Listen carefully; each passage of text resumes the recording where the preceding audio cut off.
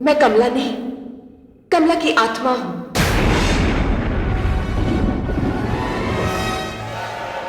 आत्मा? हाँ बाबूजी, मुझे मरे हुए कुछ दिन हो गए और आज जब इन लोगों को गाते बजाते हुए कुलदेवी मंदिर के पास जाते हुए देख रहे हैं ना, ये सारी रस्में मेरे साथ भी निभाई गई थी। मैं और मेरी बहन निर्मला, हम दोनों जुड़वा बहनें हैं। वो मुझसे उम्र में केवल 1 घंटा छोटी है। बाबूजी, हमारे पिताजी ने हमें बड़े लाड प्यार से पाला था। हमने उन्हें कभी अफसोस करते हुए नहीं देखा कि उनकी केवल 2 बेटियां हैं और कोई बेटा नहीं है। हमारी शादी को लेकर उनके मन में बड़े बड़े अरमान थे बाबूजी। उनके पास धन दौलत तो नहीं थी, लेकिन हाँ, मान सम्मान जरूर था। एक दिन इसी गांव का एक आदमी जो शहर में काम करने गया, सुखबीर के साथ मेरे पिताजी से मिलने आया। राम राम मुखिया जी। अरे जगपाल, आओ बेटा, आओ आओ आओ भाई सुखबीर, आओ आओ, बैठो बैठो। पाए लागू मुखिया जी। अरे जियो बेटा जियो। अरे तुम तो अपने गांव को भूल ही गए बेटा, अपने परिवार को लेकर शहर में जाके रहने लगे। क्या करें मुखिया जी, अब जहाँ ताना पानी लिखा होता है वहीं आदमी जाएगा ना। हाँ हाँ। लेकिन तुम रामू हमको इस गांव में फिर खींच लाया और इनसे मिलो। ये हमारे मित्र सुखबीर हैं, शहर में बहुत बड़ा ठेकेदारी का धंधा है। नमस्ते मुखिया जी। साहब। और बोलो, कैसे आना हुआ? मुखिया जी, सच पूछो तो यहाँ आने का कारण एक ही है। सुखबीर के शहर में ब्याह की बात चल रही थी तो मुझे अपने घर का ख्याल आ गया। कमला बहन का चेहरा याद आ गया। मैंने सुखबीर से बात की और से लेकर सीधा यहाँ चला आया। अब जौन आपको लड़का पसंद हो तो आगे खुद ही बात कर लो ना। वाह जगपाल, शहर जाकर भी अपनी कमला बहन की शादी का ध्यान तुम्हें रहा, ये बहुत खुशी का बात है। अरे काहे नहीं मुखिया जी, कमला हमारी बहन है ना। अरे मैं भी कमला की शादी के लिए बहुत रिश्ते ढूंढ रहा हूँ, लेकिन कोई अच्छा लड़का मिल ही नहीं रहा है। अब मुझे क्या पता था कि अपनी कमला की भाग में शहर जाना लिखा है। और देखो बेटा सुखबीर, जो बताना जरूरी है जरूरी है। अरे मैं तो इस गांव का एक मुखिया हूँ, कोई बहुत बड़ा जमींदार नहीं हूँ। एक साधारण सा किसान हूँ बेटा, लेकिन अपनी बेटियों को मैंने बड़े जतन से पाला है। हर माँ बाप चाहते हैं कि उनकी बेटी बड़े घर में ब्याही जाए, सुखी रहे। ये तो मेरी भी इच्छा है बेटा, लेकिन दान दहेज में देने के लिए मेरे पास बहुत सारा रुपया नहीं है बेटा।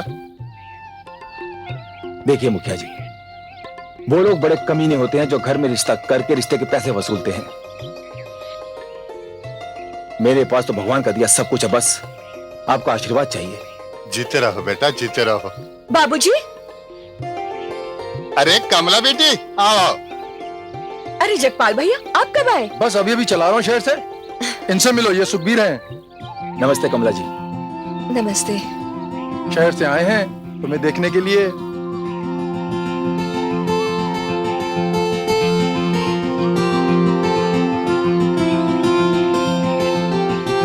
अरे कमला सुन तो। शर्मा गई।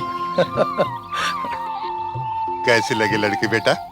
बस वैसे ही जैसे आप जैसे सज्जन की होनी चाहिए। सुंदर है, सुशील है, शर्मीली है। मुखिया जी, कमला मुझे पसंद है। अब आप उससे पूछ लीजिए कि मैं उसे पसंद हूं कि नहीं, तभी बात आगे बढ़ेगी, वरना। अरे उसे पूछने की क्या जरूरत है? अरे मैं बाप हूँ उसका, जहाँ भेज दूंगा चली जाएगी। नहीं मुखिया जी, मैं इन बातों पर विश्वास नहीं करता। मेरी शादी के बारे में आपको उससे पूछना ही पड़ेगा। मुखिया जी, मैं अपने घर एक परिवार की शोभा अपनी दुल्हन लेके जाना चाहता हूं। खूंटी से बंधी गाय को खोल कर नहीं ले जाना चाहता। अरे बेटा, तुम्हारे विचार तो बहुत ऊंचे हैं बेटा, बहुत पसंद आए तुम मुझे। मैं अभी कमला से भी पूछ लेता हूँ। बैठो बैठो, तुम लोग बैठो, चाय पानी भेज देता हूँ। ए शिव प्रसाद, 2 चाय भेज दे। है पिताजी अपनी तसल्ली के लिए शहर गए। जगपाल और सुखबीर ने गांव के एक सीधे साधे इंसान को जो कुछ समझाया, दिखाया और बताया, उन्होंने उसे सच मान लिया। यहां तक कि सुखबीर को शगुन के तौर पर 101 रुपए देकर गांव लौट आए। अगले ही हफ्ते जब सुखबीर बारात लेकर गांव आया तो उसके साथ सिर्फ जगपाल था। तुम्हारे पिता को सुखबीर और जगपाल पर जरा भी शक नहीं हुआ? शक कैसे होता? सुखबीर और जगपाल ने मिलकर मेरे पिताजी को इतनी अच्छी तरह समझाया जो था। मुखिया जी, अब मैं आपको क्या बताऊं? सुखबीर ने जिस दिन अपने घर वालों को ये बात बताई कि वो गांव की गरीब लड़की से ब्याह रचाने जा रहा है, अरे उसके तो नाते रिश्तेदार उससे नाराज हो गए। हाँ, उन लोगों ने तो इसके लिए कुछ और सोचा था, इसके ब्याह का इंतजाम हो चुका था, मगर सब पानी भर गया। भगवान झूठ ना बोला मुखिया जी, सुखबीर ने सब साफ साफ कह दिया। हाँ? जी हाँ बाबूजी, मैंने सबको साफ साफ कह दिया है कि मैं लड़की वालों को वचन देकर के आया हूं और मैं ये रिश्ता तोड़ नहीं सकता, क्योंकि लड़की ने मुझे पसंद किया है और मैंने लड़की को। और बाबूजी, जिसको मेरी शादी में आना हो आए, वरना मुझे किसी की कोई परवाह नहीं।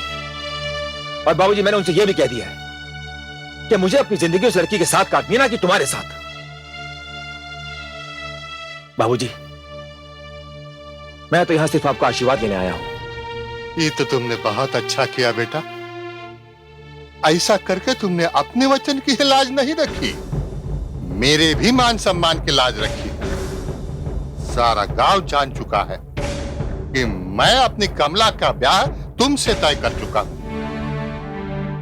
अब अगर तुम ना आते तो मेरी लाश तो धूल मिट्टी में मिल ही जाती, मगर मेरे लिए उस गंडक नदी में कूदकर जान देने के सिवा और कोई चारा ही नहीं था। नहीं नहीं मुखिया जी, ऐसा ना कहिए। और ये सब कुछ मैं अपने घर के दरवाजे की ओट में खड़े होकर सुन रही थी। उस वक्त सुखबीर मुझे देवता की तरह लग रहा था। मैंने तो मन ही मन में कहा था कि मैं सारी जिंदगी इस देवता के चरण धो धो कर पीऊंगी। लेकिन बाबूजी, मेरे मन में कुछ और था और विधाता को कुछ और ही मंजूर था। ओम स्वस्ति न इंद्रो वृद्धश्रवाः स्वस्ति नः पूषा विश्ववेदाः स्वस्ति नस्तार्क्ष्यो अरिष्टनेमिः स्वस्ति नो बृहस्पतिर्दधातु। ॐ प्रातरग्निं प्रातरिन्द्रं हवामहे प्रातर्मित्रावरुण प्रातरश्विना प्रातर्भगं पूषणं ब्रह्मणस्पतिं प्रातः सोममुतरुद्रं हुवेम। अब ये विवाह संपन्न हुआ। अब आप अपने बड़ों के पैर छूकर आशीर्वाद लीजिए।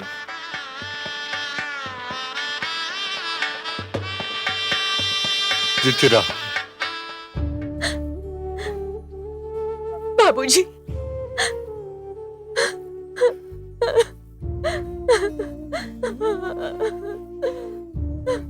दामाद जी, मैं आपके हाथ अपना कलेजा काट के दे रहा हूं। हम पैसा कौड़ी से कमजोर जरूर है, मगर संस्कार और सेवा भक्ति में मेरी बेटी लाखों में एक है। आप चिंता मत कीजिए बाबूजी, मैं कमला का पूरा ध्यान रखूंगा। हाँ बेटा, हाँ बेटा।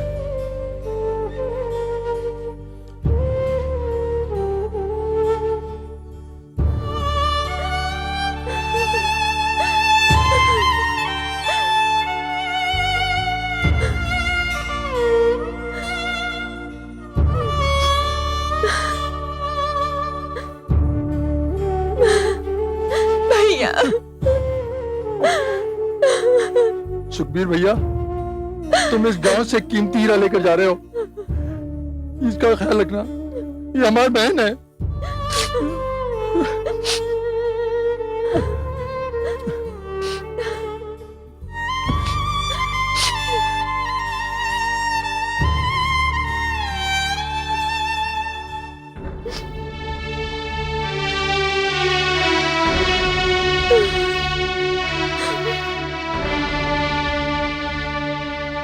मुखिया जी, विदाई का मुहूर्त कब है?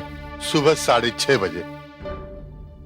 इसका मतलब सुबह 9 बजे की ट्रेन हम लोगों को मिल सकती है। हाँ। अरे निर्मला बेटी, अपने जीजा और दीदी को जरा अंदर ले जा। थके होंगे बेटी, इन्हें आराम की जरूरत है। कहाँ से थक गए होंगे बाबूजी? अग्नि के सामने 7 फेरे ही तो लिए हैं। वैसे भी जीजू के मन में तो लड्डू फूट रहे होंगे। चुप। अरे इतनी बड़ी हो गई है लेकिन अकल बच्चों जैसी है। जो मुंह में आया सो कह देती है। चल जा, जो बोला गया सो कर।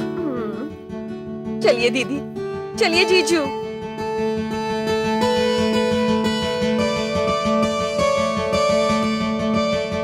चलो जाने दो भैया। बाबूजी, जब भाग्य फूट जाता है ना, तो सब कुछ बिगड़ जाता है।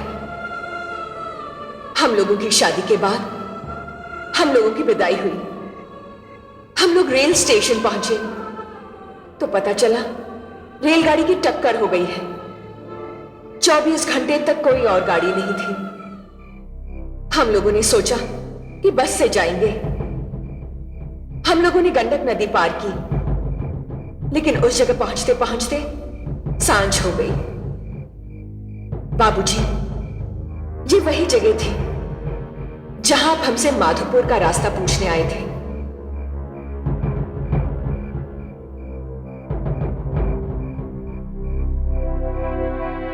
अच्छा सुखबीर भाई, चलता हूं। अपना हिसाब किताब बाद में हो जाएगा। ठीक है। ठीक है ना? भूल मत जाना। अपना ख्याल रखना। अच्छा कमला, मुखिया जी से कुछ कहना है? हम अब कहना कह क्या? देना, मैं मैं जाके बता दूंगा उनको। अपना ख्याल हाँ। रखना। चलता हूँ।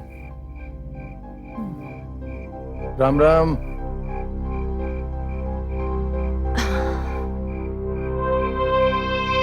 बैठिए। कुछ खाना है? भूख लगी? नहीं, कुछ नहीं।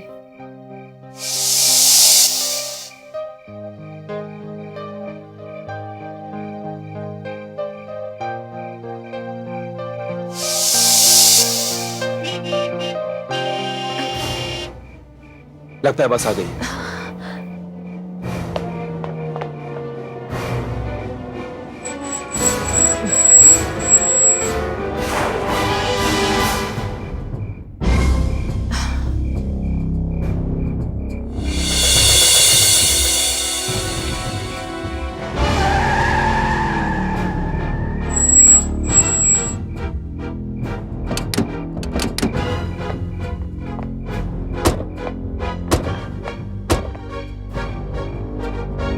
अरे बंटी साहब, बंटी साहब आप? सुखबीर, तू यहाँ क्या कर रहा है? साहब वो शादी करके आ रहा हूं। ये मेरी पत्नी है।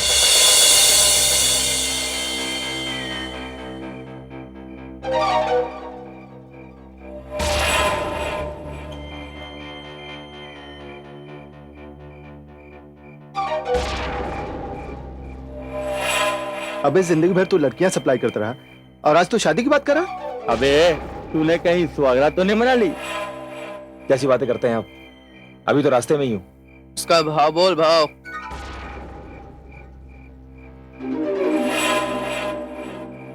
अबे बोल, क्या भाव है इसका? साहब वो नई नई है, शीशे में उतारे में थोड़ा वक्त तो लगेगा। अबे शर्मा क्यों रहा है? पहले भी तूने हमारे लिए लड़कियां सप्लाई की है।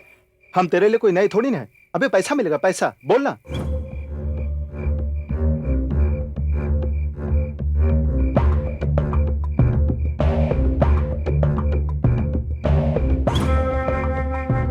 साहब 1 लाख रुपया। चल दिया। लड़की को तू गाड़ी में बिठा दे, हम इसे लेकर फार्म हाउस जाएंगे। तू बंगले पर आकर पैसे ले जाना। ठीक है साहब। जा।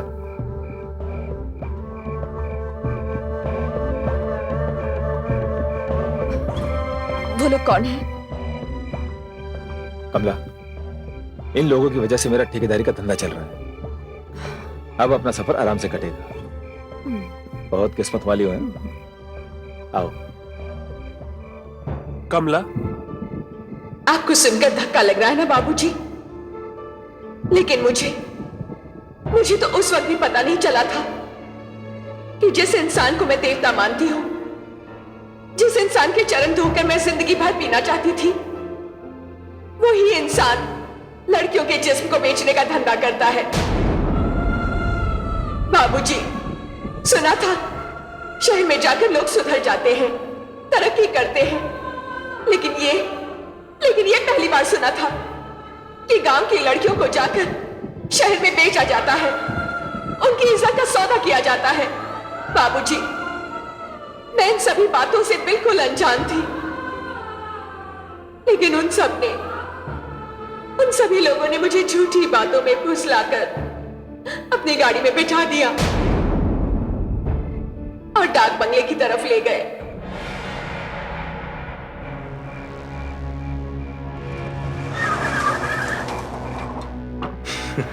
आइए साहब, आइए। और रामदीन कैसा है? सलाम साहब। Good good good good good. जा बैठ। साहब आपका फोन आते ही हम सब इंतजाम करके रख दिए थे। वेरी गुड, बहुत अच्छा किया। अच्छा रामदीन, एक काम करो, तुम सबसे पहले खाने का इंतजाम करो। ये लो। साहब मैं अभी जाओ। इंतजाम करके आता हूँ। अरे आप लोग आइए ना, शर्मा क्यों रहे हैं? आओ कमला। आइए। जी बंटी साहब। देखिए, बगल में सोने का कमरा है, आराम से जाइए, खाइए पीजिए और आराम से सो जाइए, और सुबह शहर के लिए निकलते हैं। ठीक है, जाइए। आओ कमला।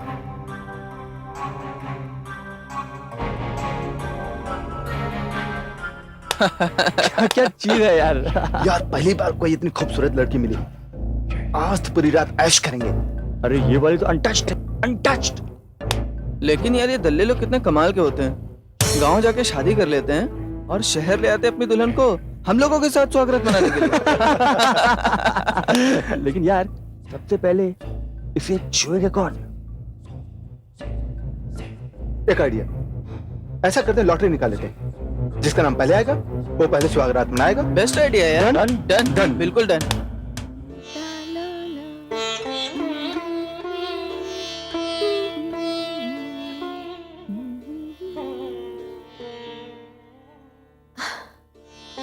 अरे देख क्या रही हो, इसको रख लो।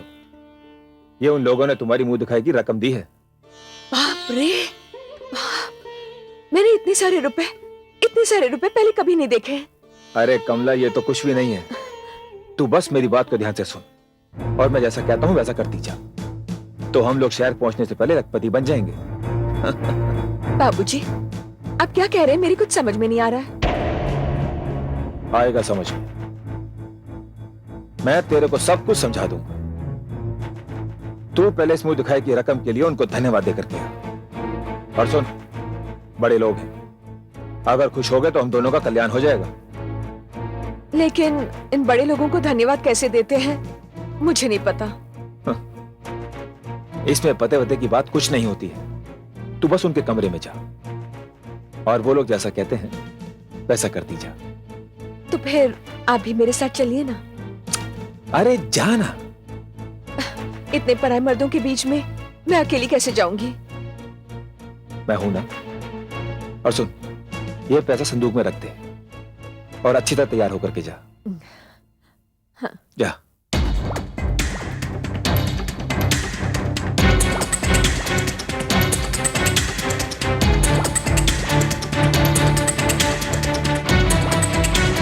बाबूजी,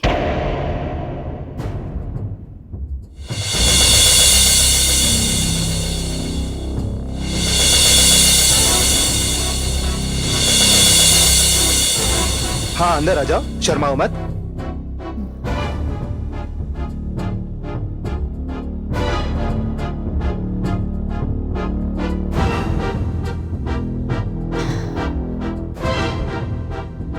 बाबूजी, वो मुंह दिखाई के आपने इतने सारे पैसे दे दिए। अभी तो कुछ भी नहीं है, जैसे जैसे हम तुम्हें देखते जाएंगे तुम्हारा दाम बढ़ता जाएगा। क्या दाम कैसे बाबूजी? मैं तो लड़की हूं ना, कोई सामान तो नहीं हूं। सामान? अरे सुखबीर जैसे लोगों के घरवालियां तो बिकाऊ सामान ही होती हैं। जिसे तू अपनी मुंह दिखाई समझ रही है ना, वो तो तेरी कीमत का एक छोटा सा नजराना है। सुहाग रात तुम तुम्हारे साथ ही मनाएंगे जानम। जी क्या कह रहे हैं आप? देखिए, आप लोग बड़े लोग हैं, शरीफ लोग हैं, इतनी नीचे गिरी हुई बातें कैसे कर सकते हैं आप? अरे नीचा गिरी हुई बात? अरे नीचा गिरा हुआ तेरा सुखबीर है, जो शहर में भी यही धंधा करता है। नहीं साहब, वो तो शहर में ठेकेदारी करते हैं। सही कहा तुमने, ठेकेदारी तो वो करता है, लेकिन लड़कियों की, वो लड़कियों की दलाली का पैसा खाता है। अब तो हमसे बचकर कहीं नहीं जा सकती। अरे पागल लड़की, क्या कर रही है तू? अरे थोड़ी देर के लिए लाज का आंचल उतार करके फेंक दे, साहब लोग खुश हो जाएंगे, पूरे लाख रुपए मिल जाएंगे हमारे को।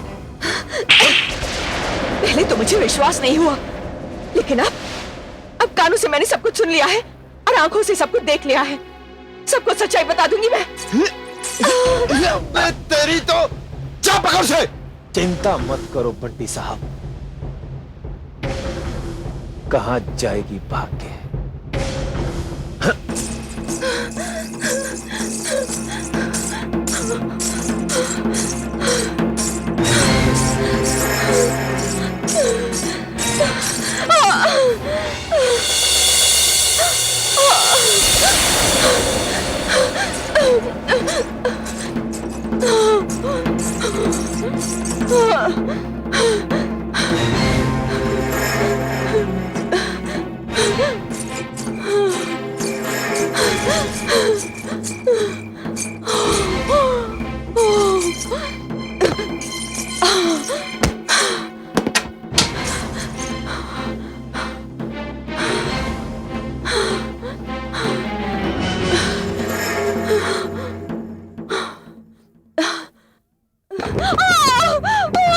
मैं कहता हूं दरवाजा खोल, खोल दरवाजा। मैं नहीं खोलूंगी।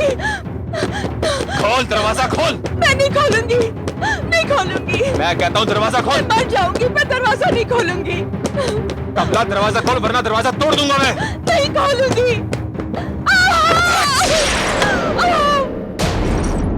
देखो, आगे मत बढ़ना, मुझे छूना मत। जब गांव जाऊंगी ना, तो सबसे पहले उस जगपाल को ढूंढूंगी जिसने मुझे अपनी बहन माना था और जिसकी वजह से तुम्हारे साथ शादी हुई। और पिताजी को तुम लोगों की असलियत भी बता दूंगी। अरे अपने बाप को तो तब बताएगी जब तू जिंदा यहां से वापस आएगी। मैंने कहा आगे मत बढ़ना, मैं पिताजी को तुम्हारी असलियत बता दूंगी।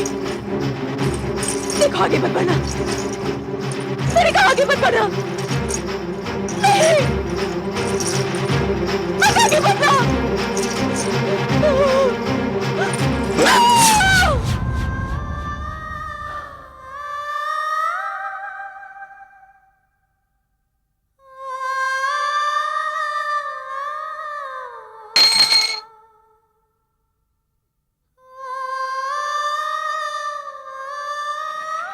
और इस तरह उस हत्यारे ने मुझे मार डाला। उसने उस झोपड़े में भी आग लगा दी जिसमें उसके पाप का सबूत भी जल गया। और वो उसी रात को रोता हुआ मेरे घर पहुंचा। ये क्या कह रहे हो आप दामाद जी? हाँ बाबूजी, कमला ने हमारे मुंह पे कालक पोती है। वो जिसके साथ भागी है वो उसका प्रेमी है। अब बाबूजी मैं क्या मुंह लेकर शहर वापस जाऊंगा? बाबूजी मेरे सगे संबंधी, मेरे रिश्तेदार जो मुझे शादी के लिए रोक रहे थे, मुझे बार बार मना कर रहे थे, वे सबके सब फंसेंगे मेरे ऊपर। बाबूजी बाबूजी बाबूजी मैं उनकी हंसी बर्दाश्त नहीं कर पाऊंगा, इसलिए मैं गंडक नदी में डूब के आत्महत्या करने जा रहा हूं। मैं जा रहा हूं बाबूजी। रुक जाइए दामाद जी, इस तरह से हम आपको जाने नहीं देंगे। अब इस घर से आप दुल्हनिया को लेकर ही जाएंगे। मैं अपनी दूसरी बेटी निर्मला को आपसे ब्याह दूंगा। बाबूजी बस, मैंने जो कह दिया सो कह दिया।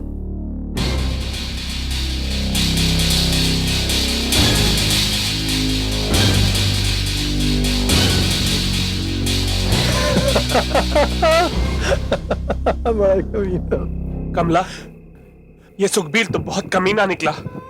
बाबूजी, कमीना शब्द ही उसके लिए छोटा पड़ता है। हाँ, उसे तो उसके किए की सजा जरूर मिलेगी। हाँ बाबूजी, उसको उसके किए की सजा जरूर मिलेगी। कमला, ये जगपाल कहाँ है? जगपाल? बाबूजी, कल मेरी बहन निर्मला की शादी है। जगपाल भी उस शादी में शरीक होने जरूर आएगा। तो ठीक है, कल मैं ठीक शादी से पहले पुलिस को लेकर वहां पहुंच जाऊंगा और सुखबीर और जगपाल को ऐसी सजा दिलवाऊंगा कि आज के बाद इस समाज में सुखबीर और जगपाल जैसा कोई पैदा नहीं होगा। हाँ बाबूजी, आप ऐसा जरूर करना ताकि इस पूरे गांव और समाज को सच्चाई का पता चल जाए। हाँ कमला, मैं ऐसा ही करूंगा, ऐसा ही करूंगा मैं।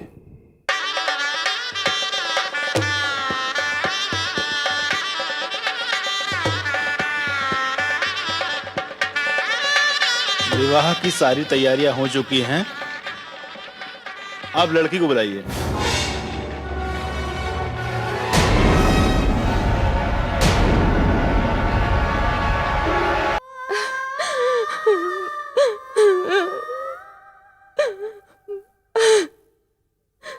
कमला दीदी, मैं तो अब भी नहीं मानती, लेकिन क्या करूं? बाबूजी की इज्जत का सवाल जो है।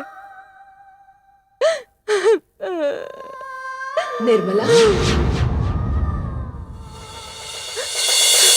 दीदी,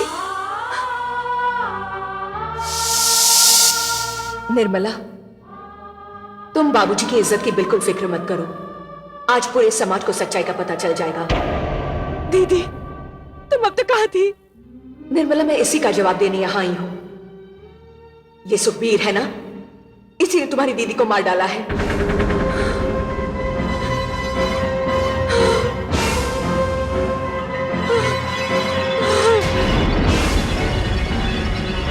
निर्मला बेटी,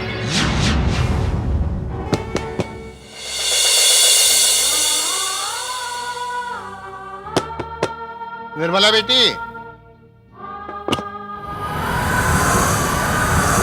पिताजी।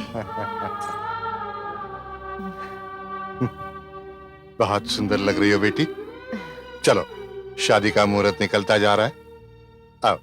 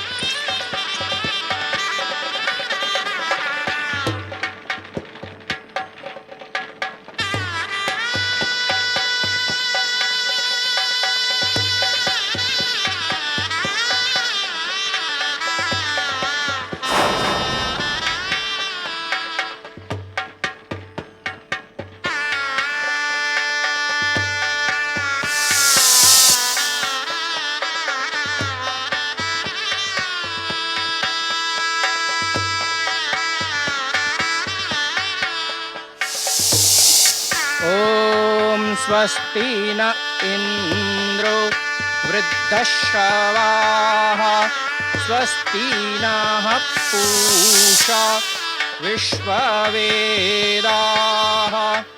स्वस्ति नस्तार्क्ष्यो अरिष्टनेमिः स्वस्ति नो बृहस्पतिर्दधातु। ॐ प्रातरग्निं प्रातरिन्द्रं हवामहे प्रातर्वरुण प्रातरश्प्रातर्भगं पूषणं ब्रह्मणं।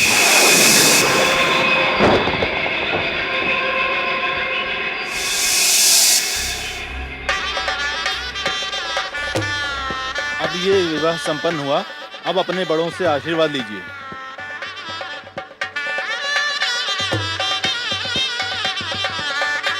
जीती रहो बेटा।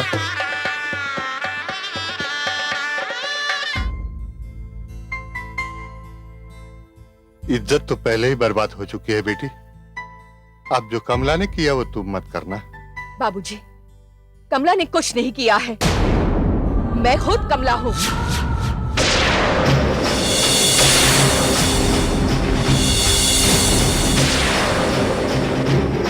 कमला, हाँ बाबूजी।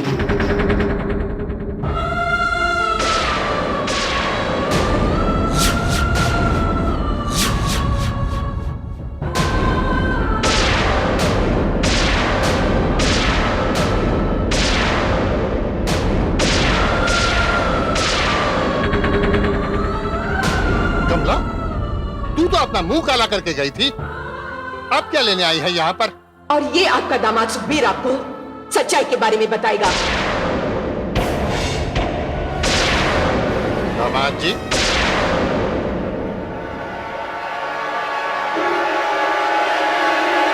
बताइए सच्चाई क्या है? और एक लड़की जात से डर कर आप पीछे क्यों हट रहे हैं? मैं बताती हूँ बाबूजी।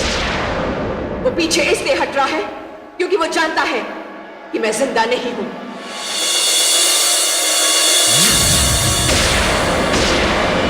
वो जानता है बाबूजी कि मैं कमला नहीं, कमला की आत्मा हूं।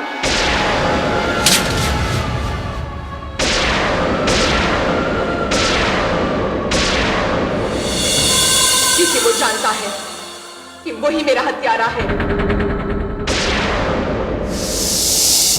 बोल, बोल ये सच है कि नहीं? बोल ये सच है या नहीं? ये सच है। तो फिर ये भी सच सच बता दे कि तूने मेरी हत्या क्यों की? तू कौन है और क्या करता है? बताता हूं। बाबूजी, मैं और जगपाल शहर में लड़कियों के जिस्म बेचने का धंधा करते हैं।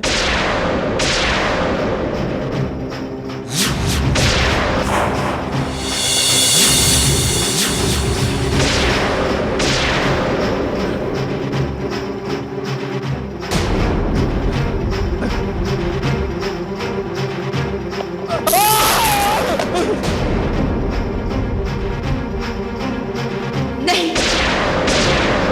तुम लोग भाग नहीं सकते। मुझे माफ कर दो, मुझे माफ कर दो।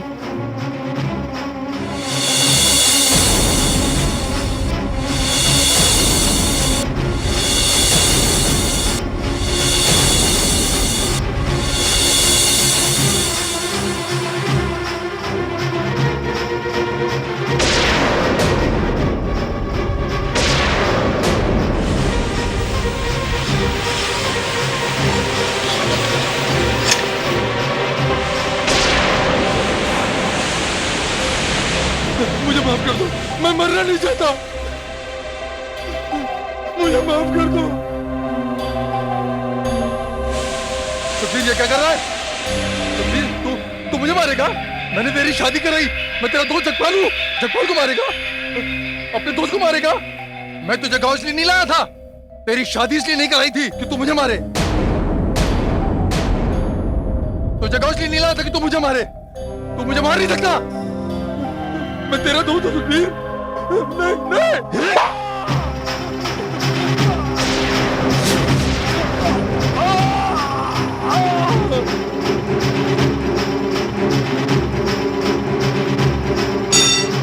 आप सभी लोगों ने मेरी सच्चाई की कहानी सुन ली है। अब जगपाल तो मारा गया है, अब सुखबीर की बारी है।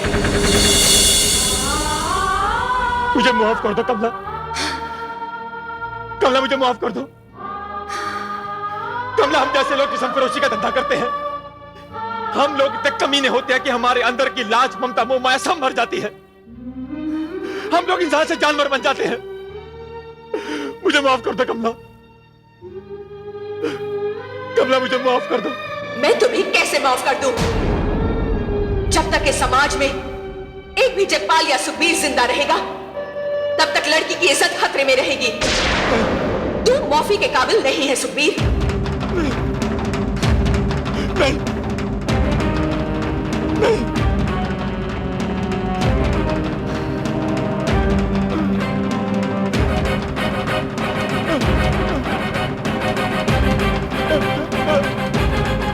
कमला, मुझे माफ कर दो।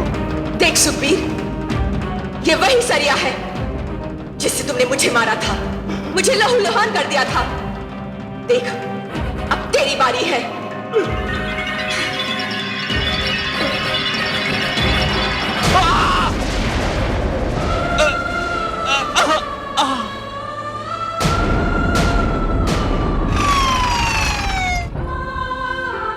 आइए।